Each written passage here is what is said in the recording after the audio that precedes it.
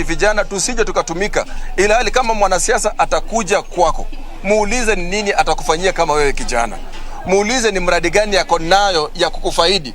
Tumeshukuru sana maana ametusaidia sisi walemavu na wamama ambao wako na watoto walemavu. Ametuletea sikukuu. Now, statistics from the National AIDS Control Council has disclosed that 46% of adolescents aged between 15 to 24 years in Busia County are infected with HIV. The regional coordinator of the agency, Steve Kithaka, says that the country's 6.7% prevalence rate is higher than the national average of 4%, calling for urgent interventions. Prevalence rate of the HIV among youth in Busia County is now worrying stakeholders in the medical sector. NACC Regional Coordinator Steve Kithaka said that they were working with various stakeholders to ensure that commodities are availed the population to prevent spread and bring down the rate of infection. We have the new infections in Busia being recorded among the adolescents and young persons. Over 46% of new HIV infections take place among the adolescents and young persons. That contributes to about 46%. Busia County has about 6.7% HIV prevalence rate. He urged parents to monitor their children during their festivities to be able to know their behavior. Elsewhere, Embu County has received a donation of assorted information and communication technology equipment worth 9 million shillings from United States Agency for International Development. The shift to electronic recording, according to Jamii Tekelezi program, Chief Patron Mutugi Murithi, is set to herald a new dawn in HIV/AIDS management and enable healthcare providers to obtain real-time data for good and timely decision-making. Using an electronic system, real-time, what we are calling point of care, a clinician is able to quickly retrieve information about a patient, information that is used to manage the current condition that patient may be presenting with. And a family of 5 from Empuyankat village, Kajiado East, has been left homeless after unknown goons raided their home, leaving a trail of destruction. According to the homeowner, Daniel Keton, the family was woken up by a huge bang at the cowshed before the unknown people began demolishing the house over claims of land wrangles.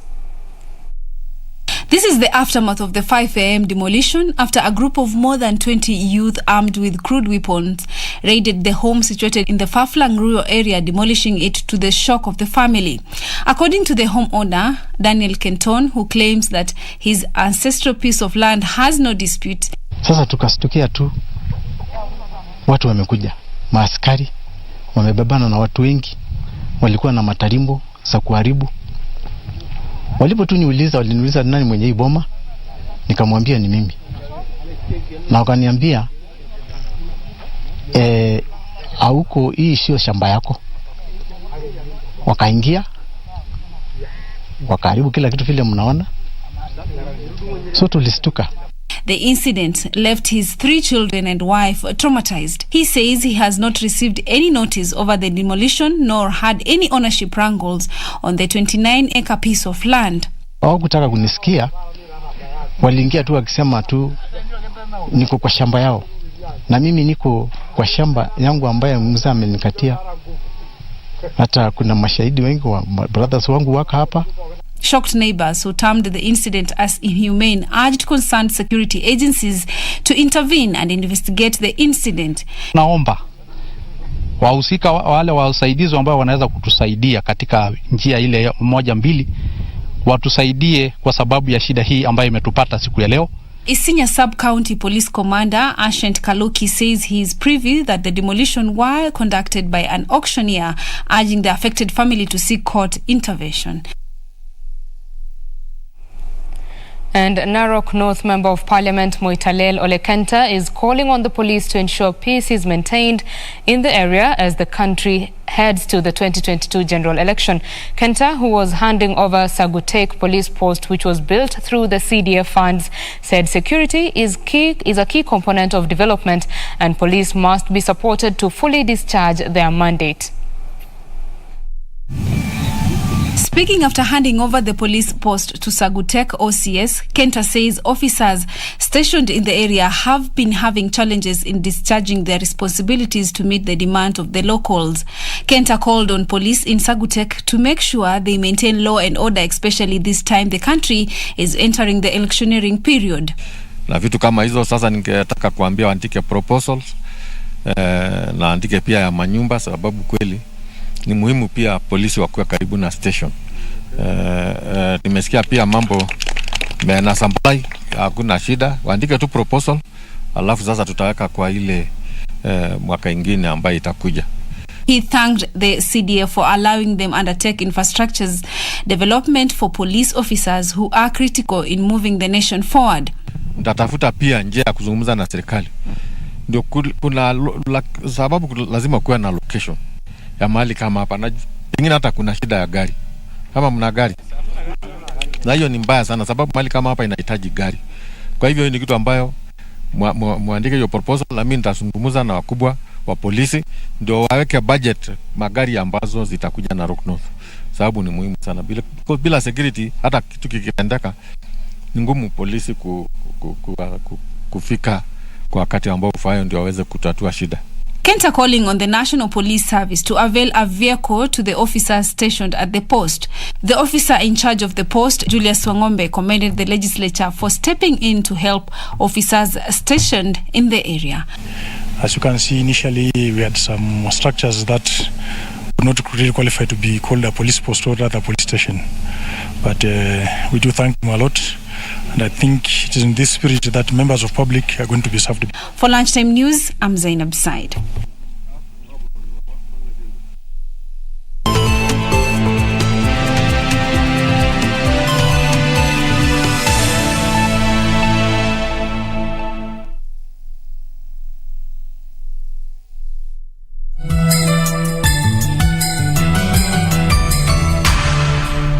The KBC Board of Directors, Management and Staff wishes all our esteemed listeners, viewers and clients a Merry Christmas and Happy Holidays. We wish you peace, joy and prosperity throughout the coming year. Thank you for your continued support and partnership. May your holidays be filled with happiness and good cheer. Ili kupata skiza tune hii ya mwanzo mpya, bonyeza *811 *815 Usikae hapo na kujihurumia eti kwa sababu ulikosea ama ulianguka. Maisha wakati mwingine utapata umeanguka ama umekosea. Pata mafunzo pale. Unapopata mafunzo, inuka tena. Kung'uta mavumbi, songa mbele. Yaliyopita jamani, si ndwele, ganga yajayo. Maana kuna nguvu katika mwanzo mpya. Ili kupata skiza tune hiyo ya mwanzo mpya, bonyeza *811 *815 *811 *815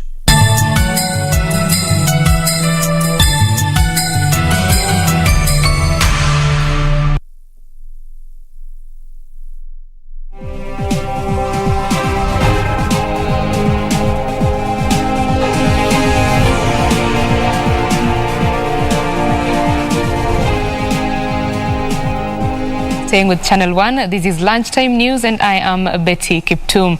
Now in studio, we want to have a conversation about matters funding the small and medium enterprises. Small and medium enterprises make up the majority or over 70% of the employers in this country, and that particular sector was battered by COVID-19. Just what is the role of the banking sector in ensuring that this sector, the SME sector, has enough credit to go forward? To give me, or rather to give us a perspective on this, is Japhet Dibo Ochieng, the head of business growth at Faulu Bank. Thank you for joining us, Japhet. Thank you very much, Betty, and thank you for hosting me. Karibu sana. Yes. Could you just give us an overview of how SMEs are performing in this time, especially to matters to do with credit? Once again, thank you so much. SMEs are going through a number of challenges, and especially during the COVID period, with the disruption of the supply chain, a number of them have been affected, and they are getting lots of challenges in terms of meeting their day-to-day funding needs. But a number of banks have come up with innovative solutions to make sure that SMEs actually get supported to make so that the businesses can continue in an uninterrupted way. We at Faulu, for example, have come up with innovative ways to support SMEs. Some of the challenges that SMEs face is lack of proper structures. We are helping our SMEs in terms of helping them come up with clear structures. We are offering training solutions to them. We are also making sure that they keep sufficient records just to help them improve their credit rating. Yes. The SME sector is very wide, and the solutions that you've said, it requires a lot of innovation. How have you handled that? Yes, we've come up with innovations basically to make it easier for our customers to interact with us, to make it easier for customers to make payments, to make it easier for customers to do collections. So we have lots of digital solutions that we've come up with. We have lots of quickened processes that make it easier for our clients to transact with us. Yes. What can you say about the risk that the SME sector carries in terms of the banking sector has for a while, including the time of the interest rate capping that was introduced, that the sector is high risk. Do you consider the sector high risk, and how are you mitigating that to ensure that you are lending at the same time ensuring that you manage your risk portfolio? Yeah, from where I sit, I wouldn't say the SME sector is high risk. As I mentioned, there are a number of challenges that the SME sector faces. One is they don't have proper structures. Two, the governance structures are weak. They do not have financial management skills, and we as a bank, we are supposed to come in and help them put proper structures in place, educate them, build capacity, and that's what we are doing at Faulu to make sure that these SMEs can be supported. Once we do that, then we know that if we lend to them, they'll be able to pay us back our money. Yeah. It's good that you mentioned the bit about paying back. What exactly are you doing to ensure that once these SMEs receive their loans, they can use it rightfully and ensure that they are making enough money to pay back the loans and even sustain their businesses? It's more to do with financial management. Do they understand the business they are in? I have had interactions with a number of traders, some of which do not even keep accounts, so they will not know whether they are making profits or not. And therefore, it's important for them to keep records so that they know I purchased this particular item at this price, I incurred this cost to bring the item at this location, and I also incurred this cost to make sure I could sell it to the next person. So how much did I actually incur in total, and what do I need to sell it at so that I make some profit? So that financial management is very, very important, and that's what we are doing to educate our customers in terms of financial management skills. Right. So as the country, the economy in general is recovering from the COVID-19 period, what would you say to SMEs even as they wade through this moment? Banks are ready to lend, and we at Faulu Microfinance Bank, we are ready to support SMEs. We have a number of solutions. We can be able to offer you trade financing. We can be able to offer you working capital solutions. We can be able to offer you capital expenditure for expansion of business. So it's really about you having clear records and demonstrating that you can be able to repay the loans. And we are here to support you for that particular purpose. Right. As we come to a close of this conversation, Japheth, what is the future of the relationship between SMEs and banks? I think the future can only be good. SMEs are the ones that control the economy. As you've mentioned, 70% of businesses are SMEs, and SMEs are the ones that are creating employment in the economy today. So banks will need SMEs to make sure that they thrive, for banks also to thrive. So that relationship can only be improved. But we are looking at a situation where the relationship will be much more through alternative channels as opposed to SMEs visiting the branches. So we are having mobile banking channels, internet banking channels as a way of making it easier for our customers to interact with us. Right. Yeah. Your closing remarks in 30 seconds? Faulu is ready to support SMEs. We have a number of solutions. Feel free to talk to us. We have a number that you can reach us on 0711 074074, or alternatively, you can send a message to 22056 with a message loan, and you will get response from us. Okay, thank you very much for giving us your thoughts. Thank you so much. That is Japheth Dibo Ocheng. He is the head of business growth at Faulu Bank, and we have been talking about funding the SMEs, ensuring that the small and medium enterprises that are driving Kenya's economy are well funded to grow their businesses and thrive. We move on to other news. Most parts of the country have been plunged into darkness after a section of the 220 kilovolt Loyangalani-Suswa electricity line collapsed, resulting in a generation shortfall. The Kenya Power says it's embarking on load management from 7 p.m. to 9:30 p.m. The power distributor says engineers from the power company and the Kenya Electricity Transmission Company are on site to restore the affected line. The 4 transmission towers that transpower from the 300 megawatt Lake Turkana wind power plant to the national grid clashed in Longonot area of Naivasha, leading to a shortfall in electricity generation. The statement issued by Kenya Power notes that the incident has led to the switching off of the Turkana power plant that is connected to Suswa substation. According to residents, the first tower fell in their homesteads during the weekend, with the other 3 following suit soon after, raising fear and anxiety in the area. They lamented of having in the past requested Ketraco to relocate families near the power line. Kwanzia hapa niko hapa 924 paka miangoka 4 ambayo sasa siko chini. This is not friendly. Haiwezi kaa tu na raia cause ikianguka ni dangerous. Ikikuangukia sasa ndio watakuja kukuchukua ama ndio watakuja kupata umeumizwa. Residents have been advised to find power alternatives and steer clear of power lines during the rains. Reporting for Lunchtime News, my name is Ibak Said. And the Special Economic Zones Authority has launched a one-stop shop at the Tatu City. The center will help investors access government services with ease. The authority has said the facility will help investors apply for business permits, approvals and licenses. The center will be opened next month. The one-stop shop at Tatu City in Ruiru, Kiambu County is expected to improve the ease of doing business in Kenya.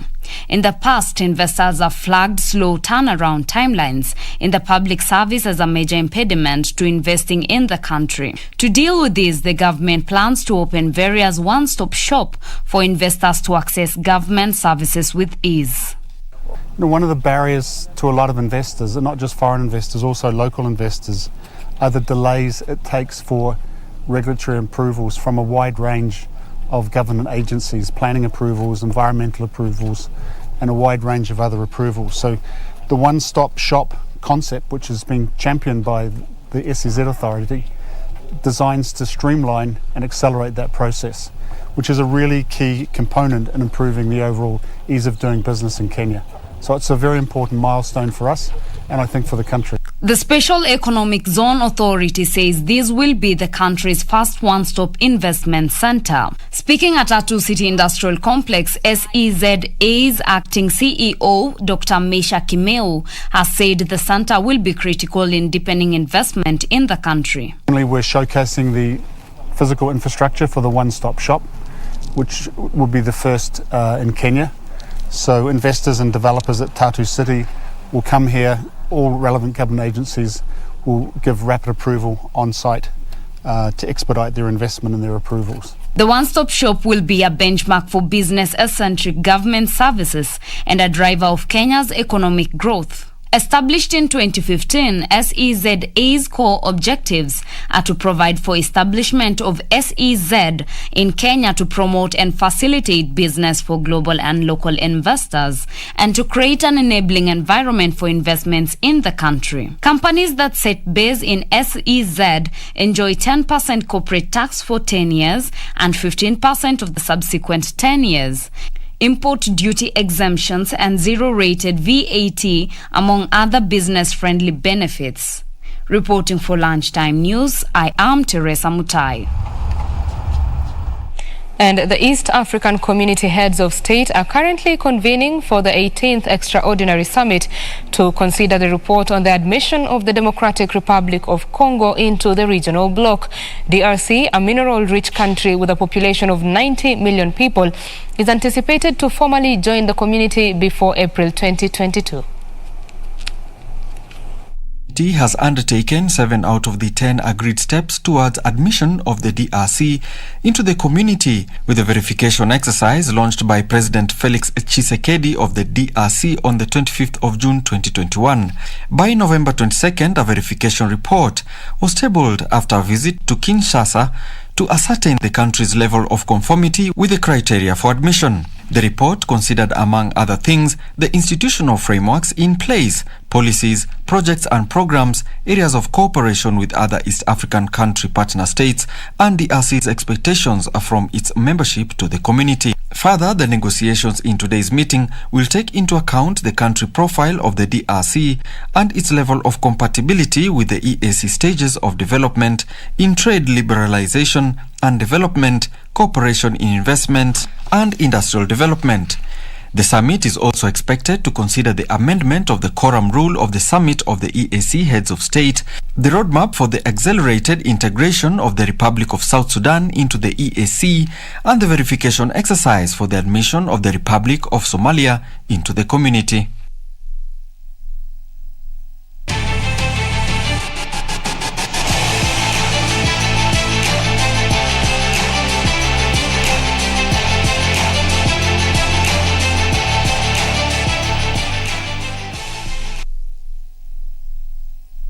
Now in sports news, Eddie Nketiah continued his prolific form in the Carabao Cup with a clinical hat-trick as Arsenal thrashed League One Sunderland 5-1 to book their spot in the semi-finals. Meanwhile, Chelsea will be in action tonight with a match against Brentford, while Liverpool face Leicester City. Tottenham will lock horns with West Ham. Promising delivery, super save, and it's forced home by Eddie Nketiah. It's taken barely a quarter of an hour. Arsenal with a brilliant spell. You need a goal, call that man Eddie Nketiah. Rob Holding getting up. It's an excellent save from the goalkeeper. He's unfortunate. Injecting some pace and quality. Pepe to Suarez, back to Pepe. That's a brilliant goal from Arsenal. Precision, power and a pinpoint finish. Nicola Pepe marking his milestone 100th appearance with a goal. Once again, fine interplay down the right. Cedric with the pass. It's excellent because no one was expecting it. Clever through ball. That's a beautifully taken goal. Double checking. Sunderland were in. I have to say it's an excellent pass to find Broadhead. Here's Tavares. Great finish. All-important third goal early in the second half, and it's another strike for Eddie Nketiah. Eddie Nketiah, once again, the man on the spot inside the 6-yard box, as he so often is. And Arsenal have got their 2-goal cushion back. It's Arsenal 3, Sunderland 1. A fantastic through ball from Erdegaard. Out to Pepe, skins his man quite brilliantly. Oh, that is a sensational Arsenal goal. What a counter-attack. Quite simply sublime. What a way to mark your hat-trick. As he so often does, Eddie Nketiah on hand from close range.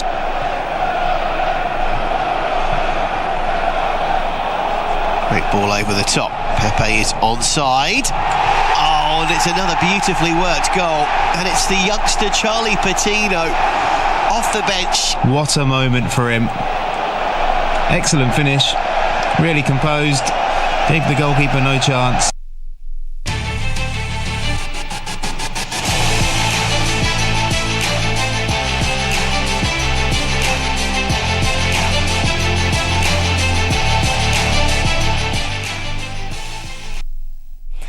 And that is where we close Lunchtime News this afternoon. Remember, the news is always real-time updated online at KBC Channel 1 on Twitter.